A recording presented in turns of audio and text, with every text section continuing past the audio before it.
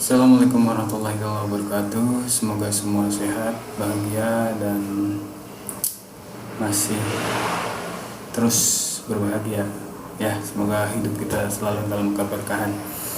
Baik, saya akan melanjutkan sesi jawaban dari pertanyaan kalian di Google Form.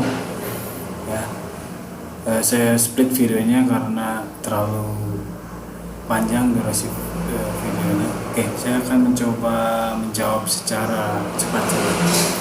Oke, tapi sebelum ke pertanyaan yang baru, saya akan meluruskan mengenai pertanyaan dari siapa Tarmani kalau tidak salah, IPK. Maksud dia mungkin adalah indikator pencapaian kompetensi, ya. Oke, bagaimana, ada nggak rambu-rambu untuk menyusun IPK? Oke, yang pertama adalah indikator dan tujuan pembelajaran itu adalah disusun oleh guru, oleh pendidik, dan atau oleh tim guru atau tim pendidik, ya. Bisa oleh MGMP. Oke, yang paling perlu kalian pahami adalah bahwa untuk menyusun itu kalian perlu jam terbang, ya, sehingga kalian sudah dapat dengan mudah menerjemahkan apa yang diinginkan KD. Oke, menyusunnya dalam sebuah indikator atau tujuan pembelajaran. Tapi rambu-rambunya ada kisi-kisi atau rambu-rambu yang digunakan, ya. Yang pertama itu harus learner oriented, artinya orientasinya pada siswa. Kemudian ada juga kajian untuk tujuan pembelajaran, ada kajian tentang ABCD. Itu bisa membantu kalian dalam mengawal kalian menyusun indikator dan tujuan pembelajaran yang sesuai apa yang diinginkan tujuan nasional, ya, berdasarkan KI, KD seperti yang Termani kemukakan kemarin, ya, turunan-turunannya. Oke, itu mungkin, ya, pelurusannya atau penambahannya. Oke, saya akan langsung mencoba menjawab pertanyaan selanjutnya. Rizda lagi nih, izin bertanya mengenai prinsip dan standar proses. Bagaimana cara membiasakan kebiasaan lama dari guru menjadi sumber satu-satunya belajar menjadi belajar berbasis. Bagaimana merubah kebiasaan guru menjadi satu-satunya sumber belajar menjadi belajar berbasis aneka sumber belajar? Gampang, ya. Teorinya gampang, merubah itu teorinya gampang, prakteknya yang sulit. Oke. Teorinya siswa mau berubah, guru mau berubah. Bagaimana, apa yang dapat dilakukan oleh guru? Guru menciptakan suasana belajar yang menuntut siswa mencari aneka sumber belajar, bukan hanya dari guru, ya. Bisa melalui portofolio, bisa melalui kajian artikel, bisa melalui penulisan esai, macam-macam, ya. Strategi guru bisa menentukan itu. Oke, itu. Kemudian trial, ya Pak, kemampuan siswa kan berbeda, ya Pak. Ada yang mampu belajar dengan cepat, ada yang belajar yang lambat. Bagaimana jika kompetensi inti dan kompetensinya tidak tercapai? Apa guru bisa memberi nilai, bahkan meluluskan? Oke, ini sudah diatur sebetulnya, ya. Ini sudah diatur di standar penilaian. Kalian baca lagi standar penilaian. Di sini sudah diatur jika peserta didik belum mencapai KKM, ya, maka harus mengikuti pembelajaran remedi. Nah, itu, ya. Kemudian peraturan-peraturan tambahannya kalian baca lagi, ya. Jadi peserta didik punya hak untuk pembelajaran remedi. Oke, itu jawabannya. Kemudian Debbie, saya pernah dengar jika sikap siswa lebih menentukan dia naik kelas atau tidak daripada nilainya. Nilai apa? Kan sikap juga ada nilainya. Oke, ya. Di sini sikap siswa dapat meningkatkan beberapa tingkat nilai siswa sehingga dia yang tidak lulus dapat lulus, yang nilainya sedang dapat menjadi tinggi. Apakah ini benar, Pak? Jika iya, bagaimana penilaian sikap? Oke. 3 aspek itu, kognitif, afektif, psikomotor, semuanya harus lulus, ya. Tidak satu lulus, yang duanya tidak lulus, yang satu tidak bisa mempengaruhi yang lain, ya. Kalian nanti ketika jadi guru punya standar masing-masing gitu.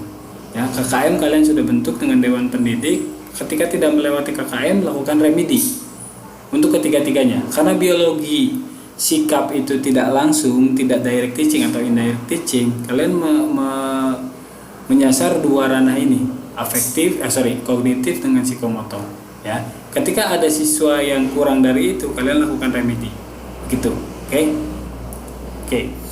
500. Izin bertanya Pak, dewasa ini muncul pendidikan yang berorientasi pada kebebasan individu dengan mengeksploitasi kemampuan peserta didik atau pihak yang berkepentingan. Sebagai seorang guru, bagaimana sebaiknya sikap yang harus dilakukan?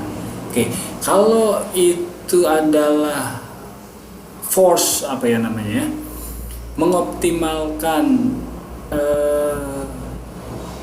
pengalaman belajar siswa, tidak apa-apa, itu tidak masalah menurut saya pribadi ya.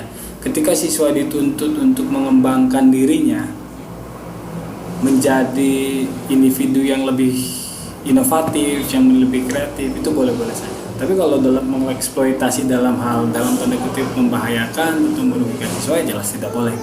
Oke, itu gampang. Jadi panduan kalian jadi guru ketika niat kalian adalah untuk mengoptimalkan pengalaman belajar yang didapatkan siswa, itu bukan eksploitasi. Ya, tapi itu kalian membentuk suasana belajar, bagaimana kalian membekalkan pengalaman belajar yang optimal untuk siswa. Oke, itu. Fuad, dari prinsip standar proses yang berisi 14 poin, merujuk pada SKL dan standar isi, bagaimana jika masih terdapat prinsip standar proses lama yang masih dijalankan oleh guru, tidak mengikuti proses standar baru terlepas ketidaktahuan guru. Oke, itu masalah lapangan yang kita hadapi, betul. Setiap pergantian kurikulum selalu saja ada misunderstanding, ada yang miskomunikasi dan macam-macam. Ya, jadi sebagian guru sudah menerima, sebagian guru belum menerima pelatihan, ya, itu masalah bersama. Ya. Ada satu alternatif pemecahan untuk itu. Nanti ketika kalian sudah lulus, kalian jadi guru, ya, jangan pernah belajar. Jangan pernah berhenti belajar, sampai salah ngomong saya kan. Jangan pernah berhenti belajar. Jadi tetap cari, tetap searching, tetap membaca, tetap seperti kalian kuliah, ya. Kalian tetap cari ilmu pengetahuan baru, khususnya di bidang kalian, di bidang guru, apalagi standar nasional pendidikan. Oke, itu salah satu alternatif pemecahannya, supaya ketika kalian belum mendapatkan pelatihan, ketika ada keputusan atau kurikulum yang baru, kalian sudah mengetahuinya terlebih dahulu. Oke, Sahroni, Pak, di kompetensi inti 3 itu kan standar KKO-nya memahami, menerapkan, dan menganalisis yang diinginkan oleh kurikulum. Tapi apakah bisa Pak jikalau KKO memahami diganti dengan KKO yang masih cakupan C2? Oke, kalau di KD itu tidak bisa diganti-ganti karena itu paket dari sana, dari pemerintah, ya, kurikulumnya seperti itu. Tapi ketika kalian merumuskan tujuan pembelajaran, sangat boleh sekali, ya, sangat boleh sekali kalian menggunakan kata kerja operasional di cakupan C2 untuk menjaring pengalaman belajar siswa. Boleh, silakan. Hermani, izin bertanya mengenai standar penilaian Pak. Jika kita ingin menilai sikap spiritual dan sosial, bagaimana ya Pak standarnya? Sedangkan sikap spiritual dan sosial dilakukan pembelajaran yang tersembunyi. Oke, di biologi sebetulnya tidak dituntut untuk itu, ya. Hermani tidak dituntut untuk menilai sikap spiritual dan sosial di mata pelajaran biologi. Tapi kalaupun untuk ingin menilai itu menggunakan lembar observasi. Oke, sudah saya bahas di video sebelumnya. Oke. Uyumatul Umah, bagaimana implementasi SKL, standar isi, proses dan penilaian dari sekolah paket terbuka seperti yang kita tahu, sekolah terbuka terkesan sekedar mendapatkan ijazah sebagai bukti mengenyam pendidikan, jarang tatap muka, biasanya langsung ujian, dan sepertinya ketiga ranah tersebut. Oke, saya mengerti arah pertanyaannya. Oke, itu sekali lagi itu permasalahan di lapangan. Permasalahan di lapangan artinya begini, ketentuannya sudah jelas sekali, sudah diatur oleh undang-undang, sudah diatur oleh Permendikbud, sudah diatur oleh Badan Standar Nasional Pendidikan, dan harus seperti itu ya.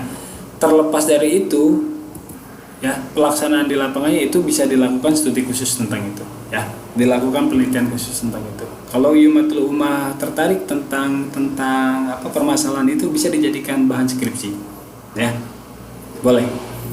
Oke. Sri Astuti, bagaimana menyusun penilaian yang efektif sesuai dengan karakteristik pembelajaran yang diajarkan? Susunlah penilaian itu berdasarkan tujuan pembelajaran yang sudah kalian susun sebelumnya. Itu akan efektif. Oke. Terlepas apapun bentuknya, mau esai, mau pilihan ganda, mau menjodohkan, terserah ya. Selama itu mengakses atau menilai dari tujuan pembelajaran, itu efektif. Herudin, izin bertanya Pak, saya masih belum paham mengenai pembuatan silabus. Nah, apakah kita bisa membuat silabus dengan cara menggabungkan setiap RPP yang kita buat, atau kaidah khusus membuat silabus? Oke, silabus itu sifatnya lebih umum dari RPP. Ya, silabus itu, KD itu diterjemahkan sebetulnya harus dalam bentuk silabus dulu. Nah, dan sebetulnya biasanya silabus itu dirumuskan oleh tim, biasanya tim MGMP. Ya, atau tim dewan pendidik. Misalkan ada 3 guru biologi di sekolah tersebut, semuanya bersatu untuk menyusun silabus ya, seperti itu biasanya. Oke, dan itu lebih umum, tidak sedetail RPP, tidak ada mekanisme skenario pembelajarannya, tidak ada. Silabus lebih umum. Untuk belajarnya Khairudin bisa download dulu ya contoh silabus. Oke, satu pertanyaan lagi. Untuk argumentasinya, apakah jika di RPP pertemuan pertama dan kedua itu menggunakan metode dan media yang sama, itu perlu diargumentasikan satu-satu? Untuk urutan nomor proposisinya itu berarti langsung saja berurutan dari 1 sampai akhir ke bawah ya Pak. Oke, yang pertama seyogianya dua-duanya. Kenapa yang pertama begini, kenapa yang kedua begitu ya, tapi minimal satu saja sudah cukup ya. Proposisi ya, kalau proposisinya itu setara terus saja sampai bawah, tapi ketika ada sub proposisi, misalkan mikronya kalian tuliskan menjorok ke dalam proposisi yang utamanya. Oke, mungkin itu saja dulu. Yang belum terjawab saya mohon maaf ya. Nanti saya akan buatkan lagi, saya mencoba menjawab lagi pertanyaan-pertanyaan yang belum terjawab, karena lumayan banyak pertanyaan-pertanyaan ini. Saya akan mencoba jawab nanti. Akhirul kalam, billahi taufiq wal hidayah. Wassalamualaikum warahmatullahi taala wabarakatuh.